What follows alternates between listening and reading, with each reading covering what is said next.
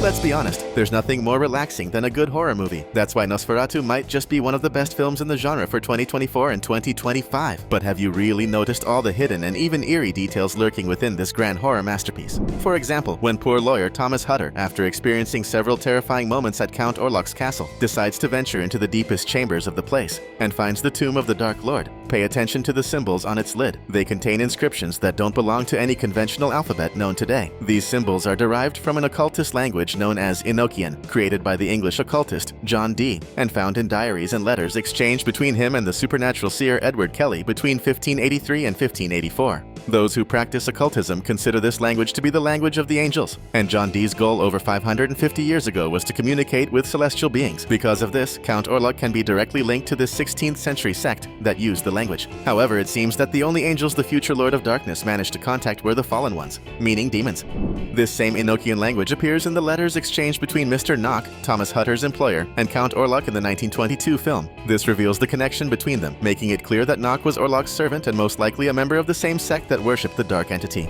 This idea is reinforced in the script, adapted from the original 1922 film, where it is mentioned that Count Orlok, before fully becoming a vampire, practiced dark magic rituals involving the demon Belial, an entity widely recognized in ancient times and even referenced multiple times in the Bible. His condition of eternal life is a result of this pact with the dark entity, but it comes at a price. He must consume human blood to survive, though his appearance remains eternally decrepit and grotesque. This all confirms the historical accuracy sought in Nosferatu-related productions, whether the 1922 or 2025 films, and even real-life sects from over 500 years ago that were directly linked to the supernatural. Some of these cults may have even inspired the most chilling horror tales we know today, through real-life acts of horror and brutality committed in the distant past. Today, we're going to reveal 21 hidden details you probably didn't know about this 2025 horror masterpiece, as well as some incredible and nearly imperceptible details. If you're ready to have your mind blown, come take a peek at this video now. Right from the start, the movie hints at a strange connection between Mr. Knock and Count Orlok, something that becomes clearer later when we see the symbols on the Dark Lord's tomb. For example, when Thomas receives instructions about his doomed journey to the Carpathian Mountains, the scene shifts to a map. At that moment, we can notice two very interesting details. The first is a wax seal featuring the same symbol seen on Count Orlok's tomb, a seven-pointed star surrounded by Enochian letters.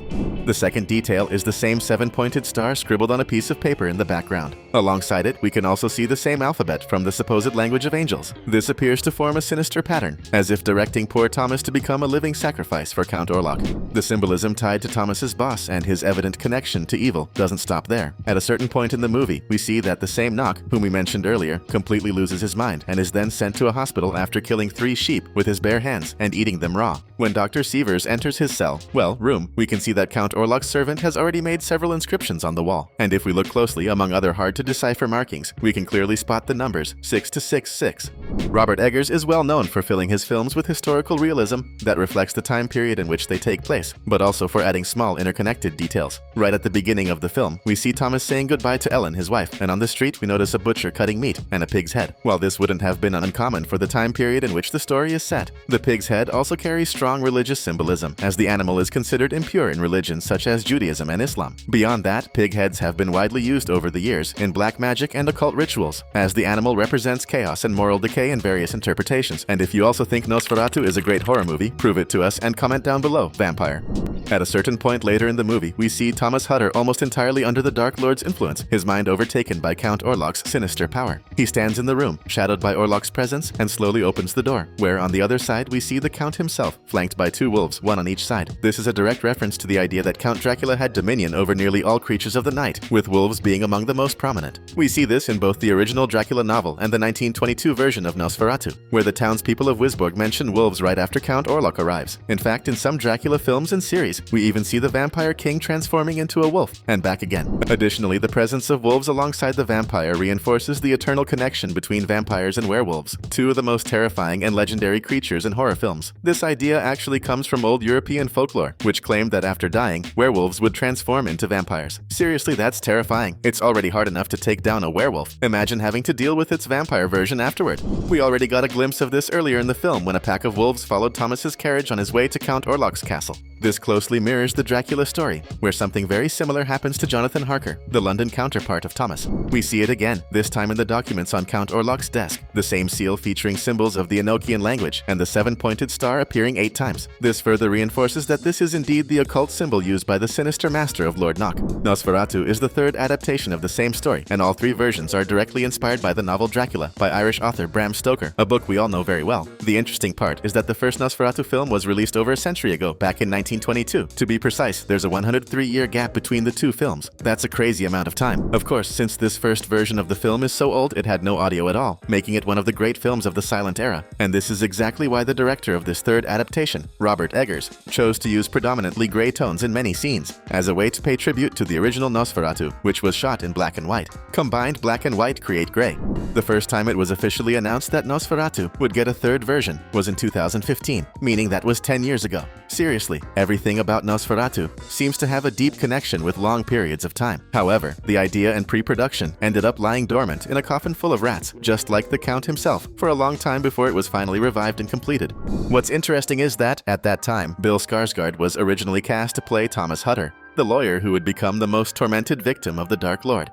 But because of the long delay we just mentioned, Bill ended up taking part in another hugely famous horror project, It 2017. That's where he brought to life none other than Pennywise, the killer clown. And let's be honest, his performance was absolutely terrifying. In other words, exceptional. So when the NOSFERATU project was finally revived and director Robert Eggers was fully committed to it, he had no doubts. He gave Bill the role of the demon himself. I mean, NOSFERATU. And once again, Bill delivered an incredible performance. Seriously, this guy is just made for horror movies. Now, if you've made it this far, something in this video definitely kept you hooked, so we definitely deserve your subscription.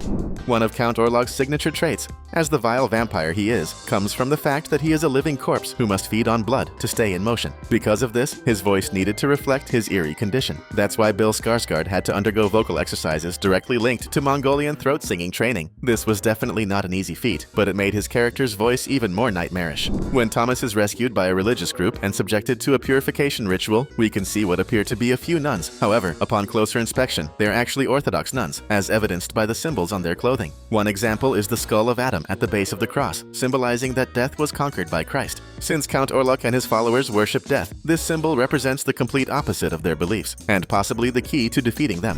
Another interesting fact about the 1922 NOSFERATU is that the film's German producers initially attempted to negotiate the rights to make a film adaptation with Bram Stoker's widow. However, despite Dracula's success, Stoker himself never gained much fame or fortune from his work during his lifetime. This led Mrs. Stoker to reject all offers. After facing rejection, the filmmakers came up with a clever plan. They changed names, locations, and some key elements to avoid a direct plagiarism lawsuit. For example, in the 1922 film, Count Dracula was renamed Count Orlok, and his home was no longer the terrifying Transylvania in Romania, but rather somewhere in the Carpathian Mountains, a region that, in the film, is located in the Czech Republic. The production team initially intended for the movie to be shown only in Germany, which they believed would help them avoid drawing attention from Bram Stoker's widow, who had denied them the rights to use the name Dracula. However, even with all these changes, the 1922 film was still considered an unauthorized adaptation. Mrs. Stoker took legal action after the film gained popularity outside of Germany, and she won the case. The court ruling ordered all copies of the film to be destroyed, with the intention of completely erasing NOSFERATU from history. But as you've probably guessed, not everyone followed the court's orders.